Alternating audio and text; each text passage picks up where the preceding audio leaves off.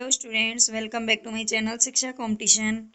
और यहाँ पर मैं आपके लिए लेकर के आई हूँ जो काफ़ी दिनों से सोच रही थी। वो है रीजनिंग वाले question. UGC net paper first की हमारी पीवाईक्यू सीरीज चल रही है, उसमें 13 क्लास हमारी कंप्लीट हो चुकी हैं। और आज ये जो क्लास है वो क्लास तो है, ठीक है, 14 नंबर की क्लास है। और ये लेकिन जो ये क्लास है इसमें हम मिक्स क्वेश्चन नहीं बल्कि जो हमारी 5 यूनिट दे रखी है रीजनिंग वाली, हम उसको सॉल्व करेंगे। ठीक है, गणितीय तर्क और अभिवृत्ति अभिक्षमता, तो इसके कुछ क्वेश्चन हम सॉल्व करेंगे। जितने भी इसमें टॉपिक दिए हुए हैं उन सब से मैंने एक एक दो क्वेश्चन पिकअप किए हैं, यहाँ पे मतलब उठाए हैं। तो आपको मतलब अच्छे से देखो, वैसे जिसके लिए मैथ बहुत अच्छा है उनको तो प्रॉब्लम होगी ही नहीं। रीजनिंग के कोई ज़्यादा टफ क्वेश्चन नहीं आते, बहुत इजी आते हैं, तो उनको आप आसानी से थोड़ा सा दिमाग लगा करके कर सकते हो। ठीक है, छोड़ना किसी भी यूनिट को नहीं है, सबको करना है।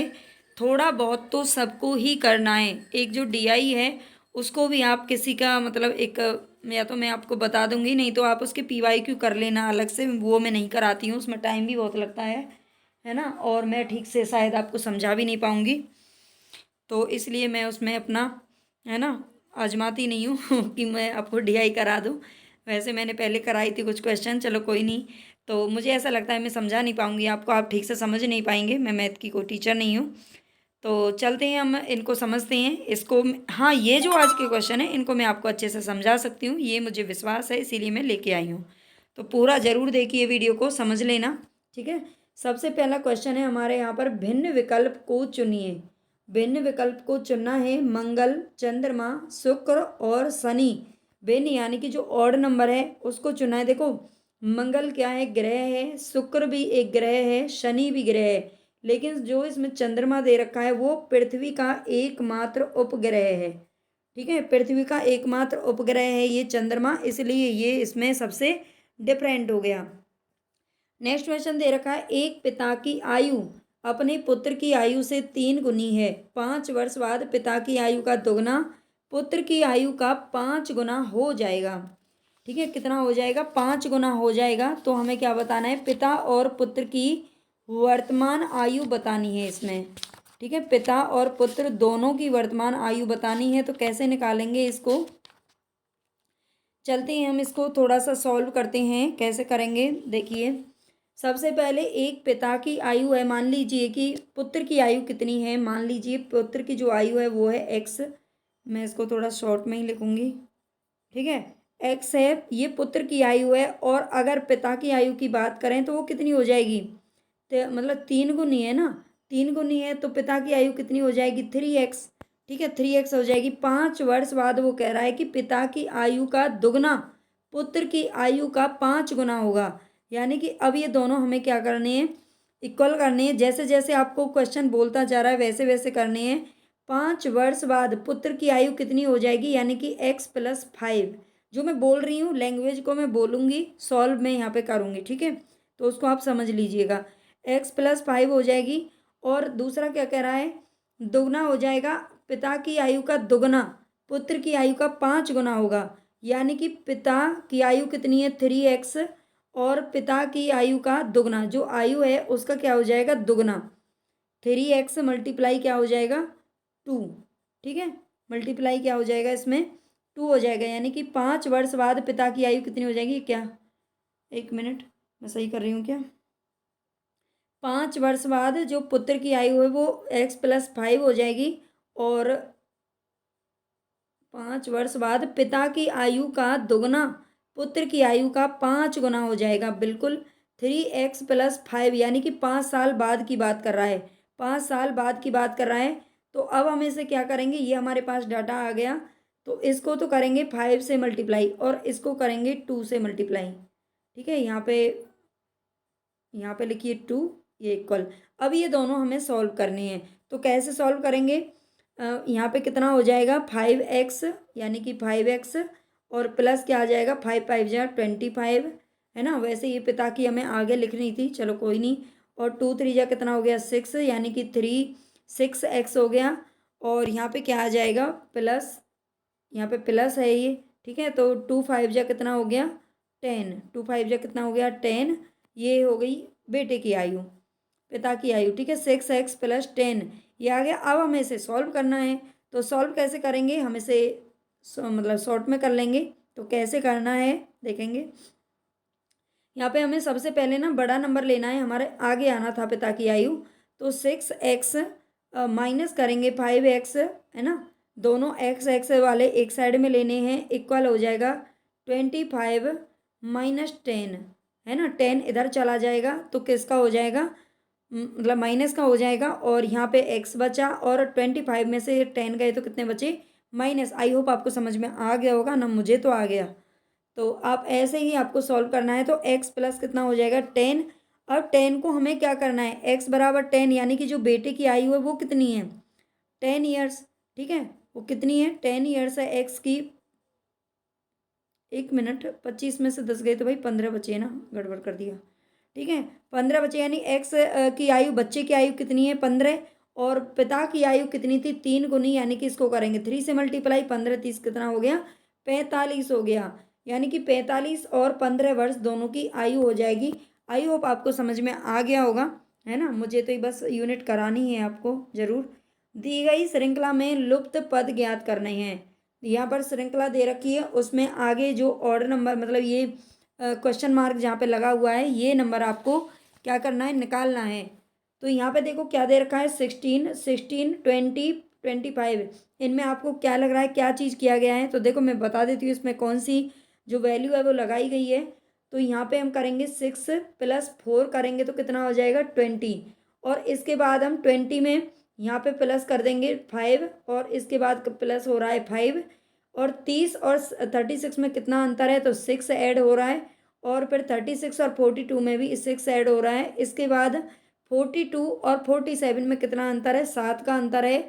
और 7 के बाद हमें अगला जो नंबर है 49 में हमें कितना ऐड करना है, 7 ऐड करना है, ठीक है। 7 ऐड करेंगे तो कितना आ जाएगा, 9 7, यानी कि 16, 1 कैरी 1 4 1, और कितना हो गया 5, यानी कि 56 हमारा यहाँ पर आंसर आ जाएगा। देखो आपको बस तरीका समझ लेना है कि किस तरीके से सॉल्व करने हैं आपको।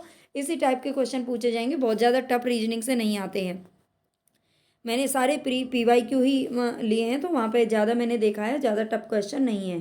तो दी गई श्रृंखला में लुप्त पद इस तरह से आपको निकालना है। बस आपको ये पता होना चाहिए कि इसमें कौन सी वैल्यू है जो कि लगाई गई है। नीचे दी गई श्रृंखला में गलत संख्या का पता करना है, गलत संख्या कौन सी है इनमें से। तो इसको देखते हैं इसमें क्या हो रहा है। मुझे ऐसा लग रहा है, देखो बहुत ज़्यादा, एक तो बहुत छोटी डिजिट है और एक बहुत बड़ी डिजिट है, तो प्लस माइनस तो इसमें है नहीं, डिवाइड भी नहीं हो सकता। इसमें क्या लगा हुआ है, मल्टीप्लाई। इसमें क्या लग रहा है, मल्टीप्लाई। तो मल्टीप्लाई यानी कि 3 से मल्टीप्लाई करेंगे तो 18 हो जाएगा। और 18 को कितने से मल्टीप्लाई कर रखा है, 18 को कितने से मल्टीप्लाई किया है, 5 से, ठीक है। यानी कि 3 और 5 में कितना अंतर हो गया, 2 का। फिर 5 से आगे दो संख्या कितनी होती हैं, 7 7 होती है। तो 7 से मल्टीप्लाई करेंगे तो कितना आ जाएगा, 6 30। और इसके बाद 7 के बाद होता है 9, 9 से मल्टीप्लाई करेंगे किसको भाई, इसको, तो कितना हो जाएगा, यानी कि 0 और 3 9 जा, 3 9 जा कितना हुआ 27, 2 और 9 6 जा 54, 54 और 2 कितने हुए 56। कुछ गड़बड़ किया क्या, 1 मिनट। यानी कि 3 से करना था, ये 5 से करना है, ये 7 से करना है, और ये 9 से करना है। 9 0 2, अरे नहीं, गड़बड़ हो गया ना। यहाँ पे 6 9 जा 54 हुआ ना भाई, 5 कैरी लगा था हमने, 2 जोड़ दिया, ठीक है। तो 6 9 जा कितना हुआ, यानी कि 3 जा 22 कैरी हो गया 2, और 54 और 2 56 ही तो आएगा। तो हमारी तो यही गलत होनी चाहिए, लेकिन इसका जो आंसर है ना वो ए वाला आ रहा है। मैं 1 मिनट इसको देखती हूँ,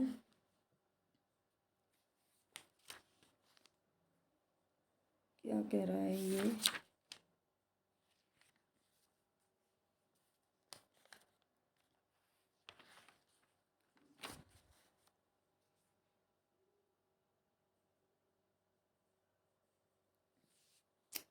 नहीं, ये 11 से मल्टीप्लाई हो रहा है, ये 3 से मल्टीप्लाई है, ये 5 से मल्टीप्लाई है, इसके बाद 7 से मल्टीप्लाई हो गई, और 7 के बाद ये सीधा 5 प्लस करके, यानी कितना प्लस करके, ये 11 से मल्टीप्लाई किया गया है।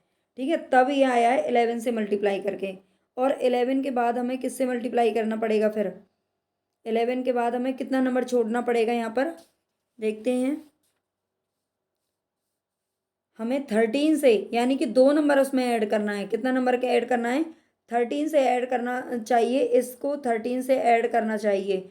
ठीक है, और तो हमारा ये वाला जो आंसर है ना, ये नहीं आता, ये इसमें गलत हो गया है। ठीक है, ये इसमें क्या है, रॉन्ग है इसका। हालांकि जो आंसर है वो कितना आना चाहिए था यहाँ पर, 090।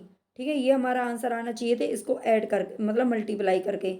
अब देखो इसमें, देखो 3 5, यानी कि पहले 3 से मल्टीप्लाई किया, फिर 5 से मल्टीप्लाई किया, है ना, 2 2 का अंतर है, और 5 के बाद हमने 7 से मल्टीप्लाई किया। ये कुछ भी लगा देते हैं, है ना। सामने वाले को कैसे पता चलेगा कि इसमें क्या है? जो मैथ नहीं आता है ना, उसके लिए ये छोटे छोटे क्वेश्चन भी बड़े हार्ड हो जाते हैं कभी कभी।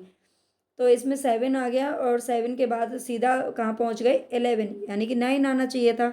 तो 7 के बाद सीधा 4 नंबर इसमें ऐड कर दिए, है ना, और फिर 2 नंबर ऐड कर दिए, 11 से सीधा 13। तो या तो पता नहीं बनाने वाले से गड़बड़ हो गई होगी, या हमसे हो रही है। तो निम्नलिखित श्रृंखला में अगला पद क्या होगा? A B B B C F, इनको अच्छे से समझ लेना, ऐसे क्वेश्चन तो थोड़े इजी होते हैं।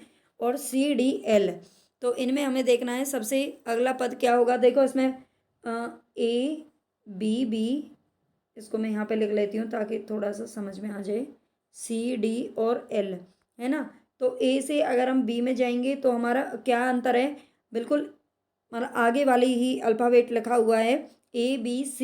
इसका मतलब हमारा जो 4 नंबर में D आएगा, D सब में दे रखा है ना, D सब में दे रखा है। इसके बाद हमारा B के बाद क्या आता है, C के बाद D, और D के बाद क्या आएगा, F।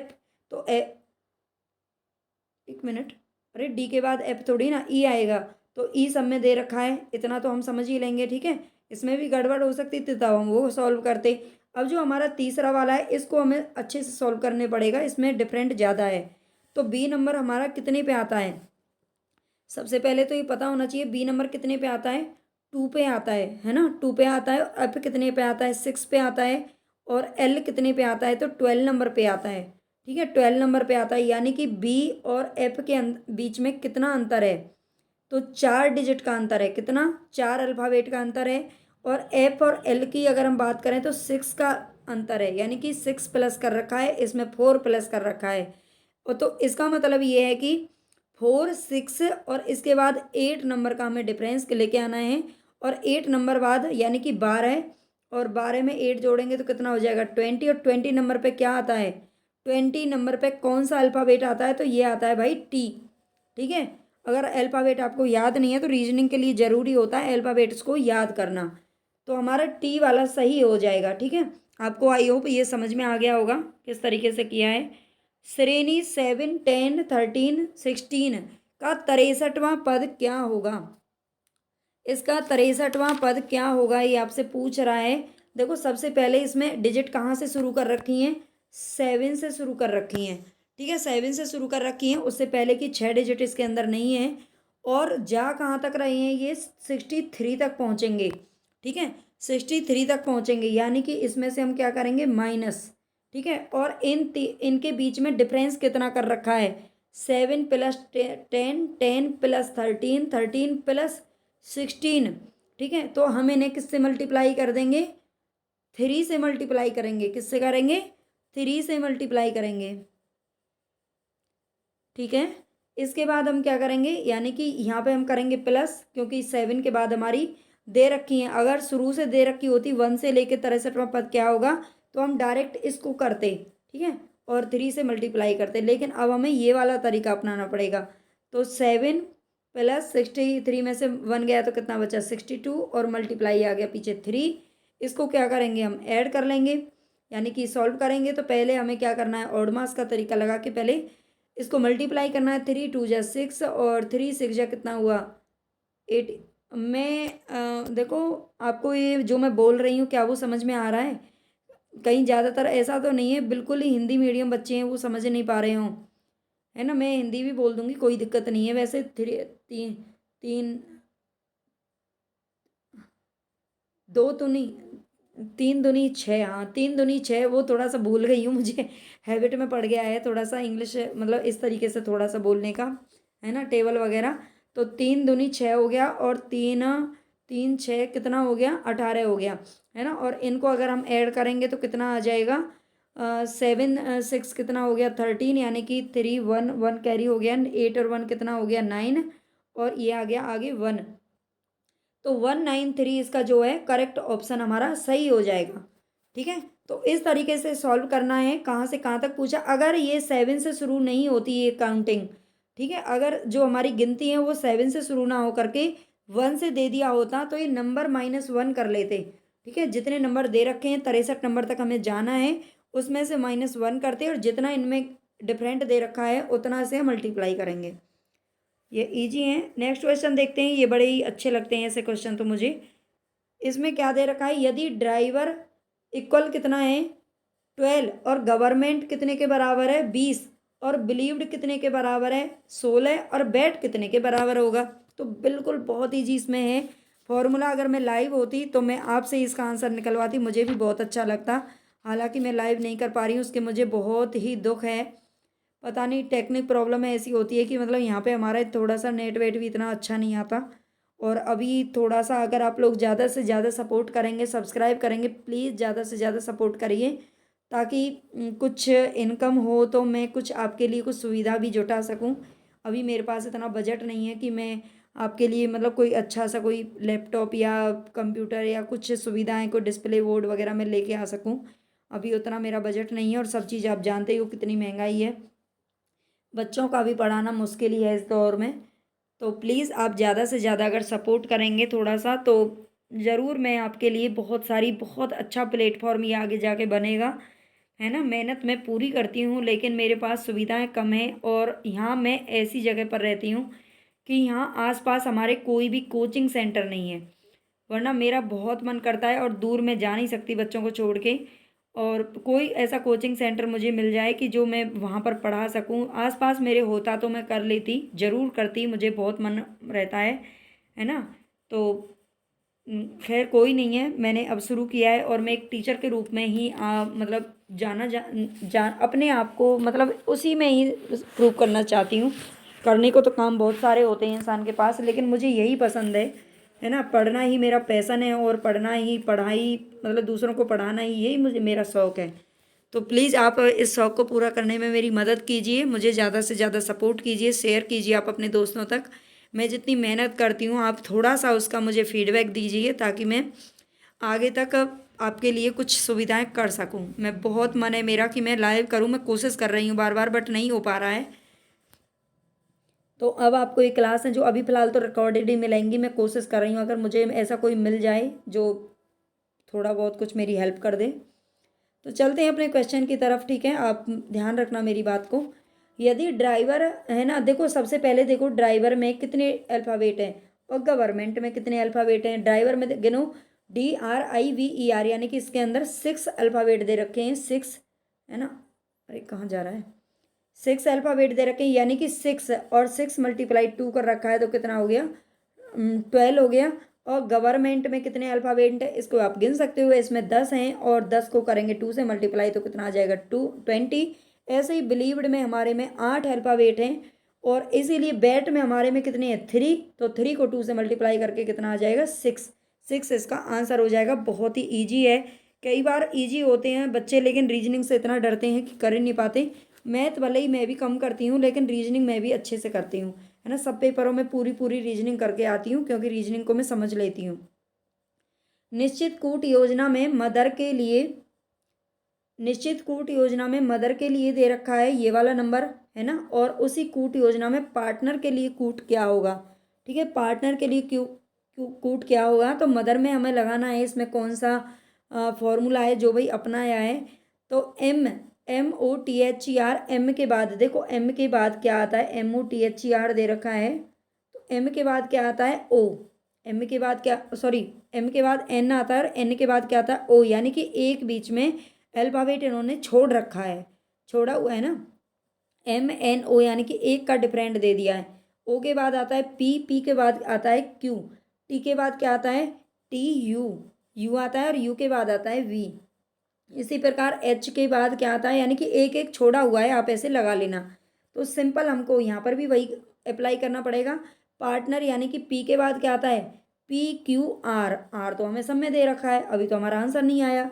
ए के बाद क्या आता है बी और बी के बाद क्या आता है सी, यानी कि सी आना चाहिए, सी आना चाहिए ना, सी इसमें दे रखा है, तो यही हमारा करेक्ट ऑप्शन हो जाएगा। ठीक है, आगे चाहें तो आप इसको मिला लेना। नेक्स्ट क्वेश्चन है यहाँ पर, एक प्रदत्त कूट में यदि 367 का अर्थ है मैं प्रसन्न हूँ, 748 का अर्थ है आप उदास हैं और 469 का अर्थ है प्रसन्न और उदास, तो इनमें से कूट बताना है आपको। देखो यहाँ पे दे रखा है 367 और मैं प्रसन्न हूँ, मैं क्या हूँ प्रसन्न हूँ, तो इसमें जो 6 है ना, 6 बीच में दे रखा है ना, ये हो जाएगा प्रसन्न। 6 का मतलब क्या हो गया प्रसन्न। 748 दिया हुआ है, 748 में आप उदास हैं, यानी कि जो 4 है, 4 क्या हो जाएगा, 4 क्या हो जाएगा उदास, 4 क्या हो जाएगा उदास, 4 का मतलब है उदास और 6 का मतलब है प्रसन्न। तो प्रसन्न और उदास में और किससे प्रदर्शित होगा, तो यहाँ पे क्या दे रखा है 4, 6 और 9। भाई 4 तो हमने उदास को दे दिया और 9 हमने, सॉरी 6 हमने किसको दे दिया प्रसन्न को दे दिया, तो 9 से क्या मतलब क्या हो जाएगा और हो जाएगा, 9 का मतलब क्या हो जाएगा और हो जाएगा, तो 9 हमारा यहाँ पर करेक्ट ऑप्शन होने वाला है।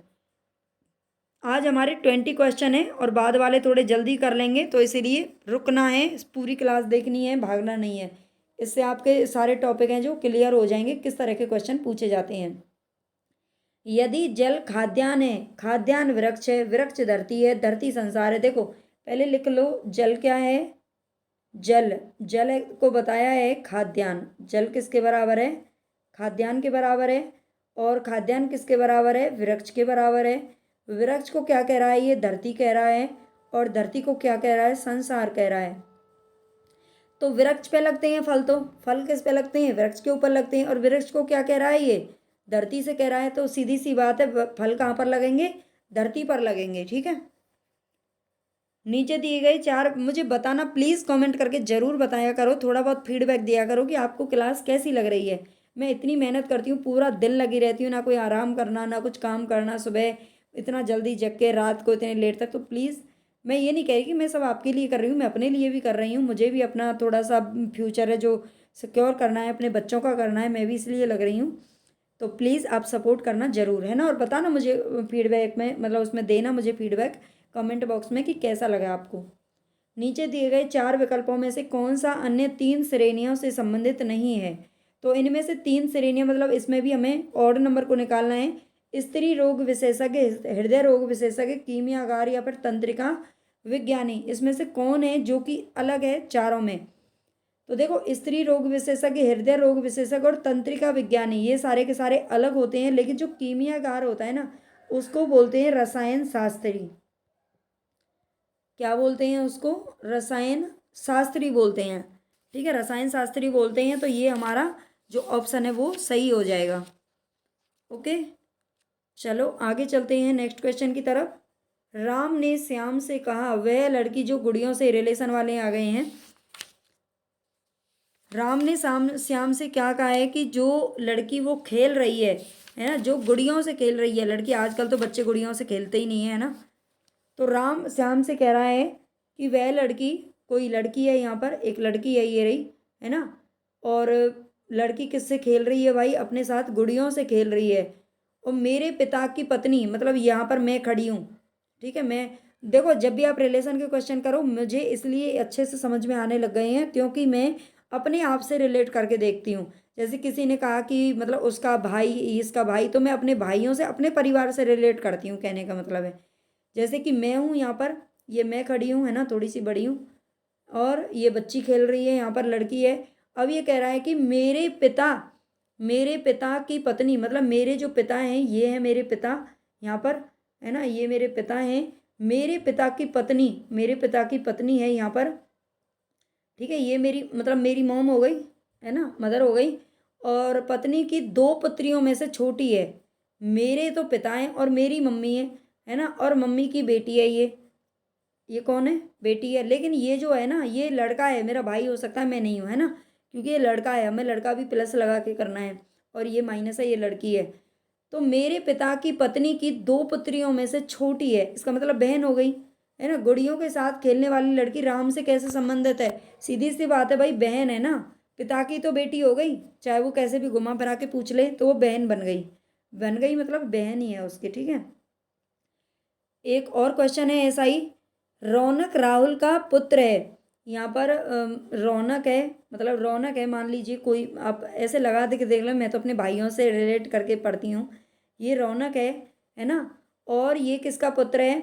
ये राहुल का पुत्र है। ये अलग पीढ़ी हो गई, ये नीचे वाली पीढ़ी हो गई, ऐसे लिखा करो। ये राहुल है, ये भी जेंट्स है, ये भी जेंट्स है। राहुल की बहन रश्मि है ना। रौनक है, ये राहुल है, और राहुल की बहन है ये रश्मि। कौन है ये? सारे नाम आर से ही दे दिए, मैं तो ऐसे ही लगाती हूँ। ये रश्मि है, और रश्मि का मतलब ये लेडीज है, लेडीज के लिए माइनस लगा लिया करो ताकि गड़बड़ ना हो। और राहुल की बहन कौन है? रश्मि है। रश्मि को एक पुत्र है, इसके 2 बेटे हैं, एक तो आदित्य है और एक पुत्री है रचना। 2 बच्चे हो गए इसके। पंकज आदित्य का मामा है, मतलब ये जो बच्चा है ना आदित्य, इसके मामा एक और भी हैं।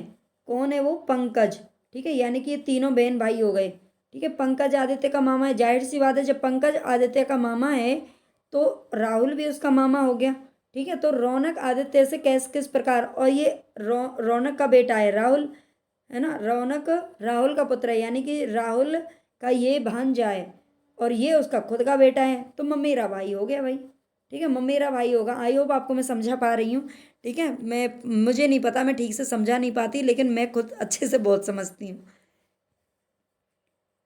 चलते हैं नेक्स्ट क्वेश्चन की तरफ। किसी संख्या और कुछ उसके वर्ग का योग कितना है? 240 है। तो वह संख्या कौन सी होगी? संख्या कौन सी होगी? एक संख्या कोई हमें दे रखी है, मान लीजिए, है ना। मैथ्स में तो हमें मानना ही है, एक्स है हमारे पास संख्या। एक्स के किसी संख्या और उसके वर्ग का योग, मतलब दोनों का क्या करना है? ऐड करना है। दोनों को क्या करना है? ऐड करना है, ठीक है। x2 प्लस एक्स, और ये कितने के बराबर हो गए? 240 के बराबर हो गया। अब हमें क्या करना है? इसको सॉल्व करना है। कैसे करेंगे? x2 और प्लस एक्स, इसको इधर लेके आएंगे तो ये हो जाएगा माइनस का, इक्वल कर देंगे 0, ठीक है। अब हम इसे कैसे सॉल्व करेंगे?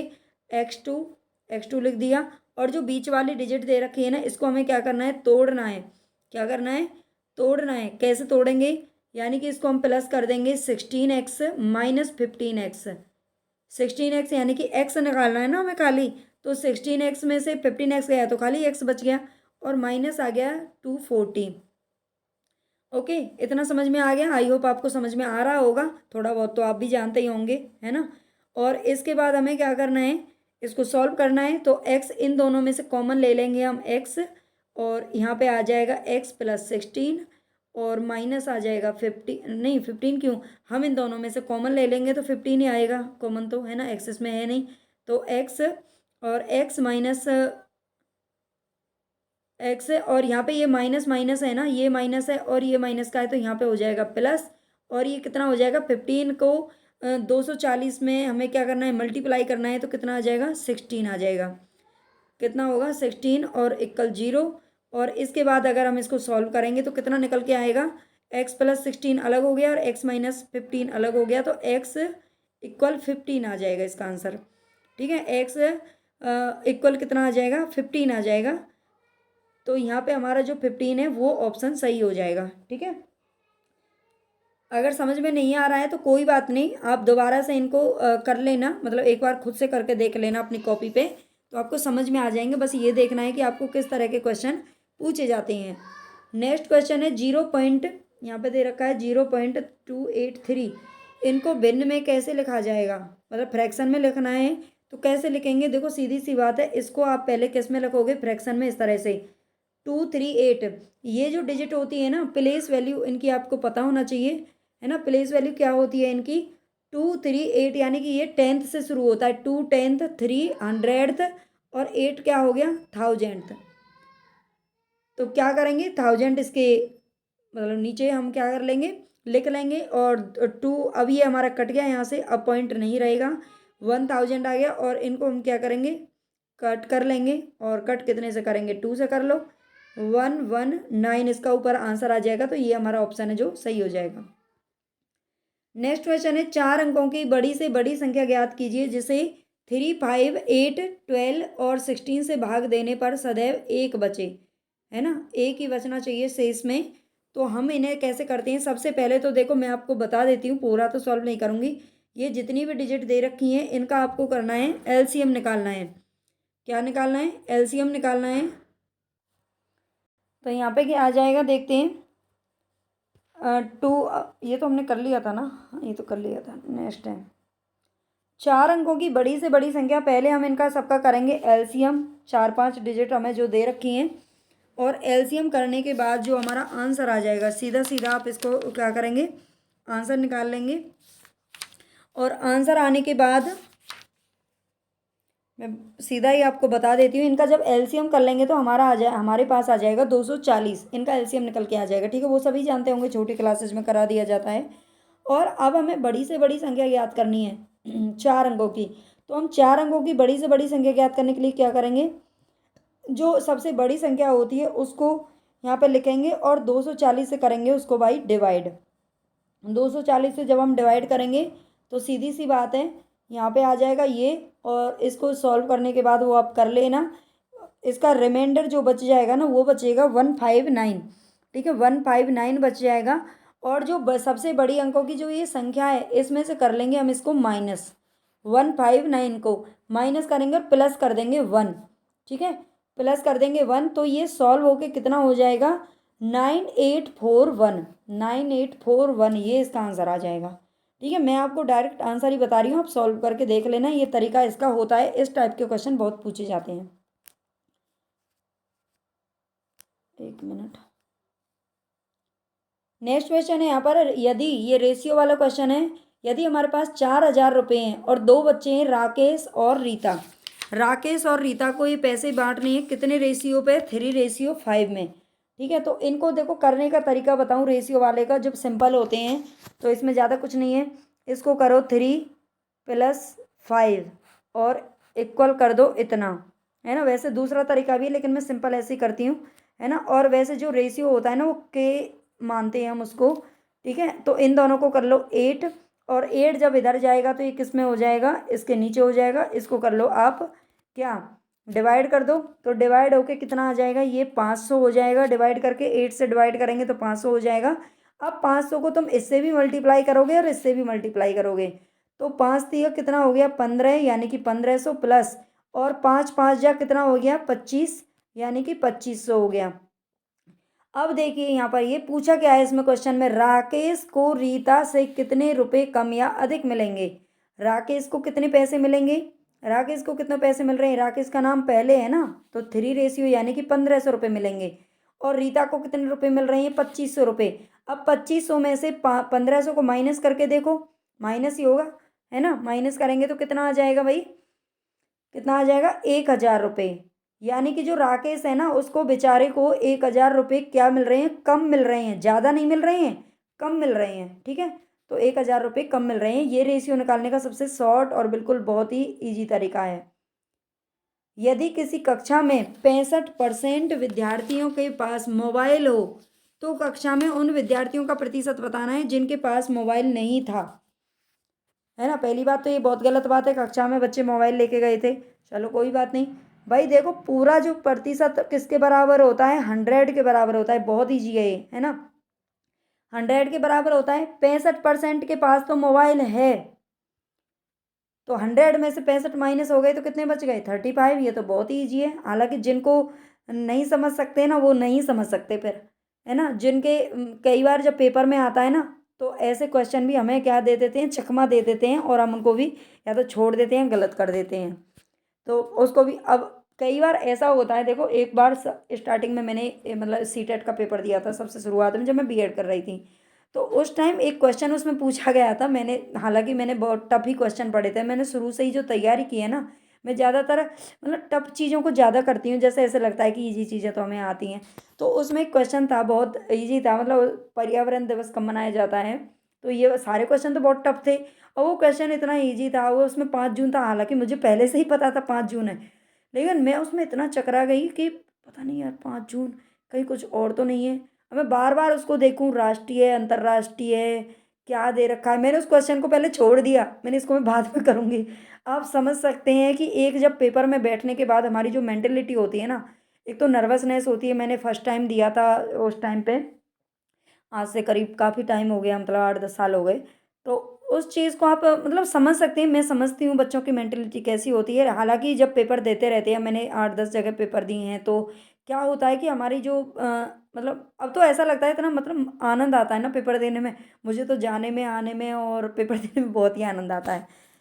और तो बस इसीलिए ना, इसलिए मैं बता रही हूँ, बहुत ईज़ी क्वेश्चन है। मैं इसको जब मैं रख रही थी ना, तो मैं हँस रही थी, मुझे वही वाला इंसिडेंट अपना याद आया कि ये बहुत ईजी है, लेकिन हो सकता है इसमें भी बच्चे फंस जाएं। और इजी तो ये भी है, लेकिन हाँ भाई, जिनके लिए मैथ नहीं आता उनके लिए ये भी टफ हो सकता है। तो 112 का 15% किसके बराबर है? 112 दे रखा है, इसका 15% किसके बराबर है? अगर आप परसेंटेज निकालना जानते हो तो ये बहुत ही ईजी है। अगर आपको परसेंटेज निकालनी नहीं आती तो आप इसको भी क्या करोगे, गलत। तो इसको परसेंटेज निकालने का देखो तरीका होता है बिल्कुल सिंपल। इसको क्या करोगे, आप कट शॉर्ट कर लो। कैसे करोगे? या तो इसको सीधा 5 से काट दो, 5 दूनी 10, 5 0 0 और 5 तिया 15। और अब यहाँ से 2 से काट लो, 2 10 जा कट जाएगा, और यहाँ से अब कितना ऊपर चले जाएगा, 2 5 जा और 2 6 जा कितना हो जाएगा, 12। और फिर 2 से काट दो, 2 5 जा 10, और इसको दोबारा काटेंगे तो कितना हो जाएगा, 2 8। ठीक है, 28। यानी कि ऊपर तो इन दोनों का मल्टीप्लाई करना है और नीचे आ जाएगा 5। नीचे 5 आ रहा है तो सीधी सी बात है, जब हम इसका डिवाइड करेंगे तो हमारा आंसर आ जाएगा ये। इसको ऐसे लिखना है, इस तरीके से ये लिखा जाएगा। ठीक है, ये हमारा इसके बराबर हो जाएगा 16 होल 4/5। ठीक है, ये 112 का जो 15% है वो इसके बराबर हो जाएगा। अब बताना मुझे कमेंट करके, क्या आपको ऐसी परसेंटेज निकालनी आती हैं? 0.2 का मान कितना प्रतिशत होगा? ठीक है, 0.2 का मान बताना है आपको। तो देखो बिल्कुल ईजी है ये भी, इसका मान बताना है, यानी कि प्रतिशत में बताना है ना। तो 0.2 करेंगे। ठीक है, और क्या करेंगे हम, देखो पॉइंट को हटाने के लिए हमें क्या करना है, नीचे 10, क्योंकि ये 2/10 है तो 2/10 कर लेंगे, ये हट जाएगा। और मल्टीप्लाई करेंगे 100, प्रतिशत निकालने के, तो 0 से 0 कट गया, और 10 2 जा कितना हो गया, 20, यानी कि 20% हमारा आंसर आ जाएगा। भाई काफ़ी देर हो गई 20 क्वेश्चन में ही, है ना, मेरा तो गला दुखने लग गया। आप प्लीज़ इतनी मेहनत करने के लिए एक लाइक, सब्सक्राइब और शेयर जरूर करके जाना। आपको आपके पढ़ाई की कसम है, और तो मैं किसी के नहीं दूंगी, है ना।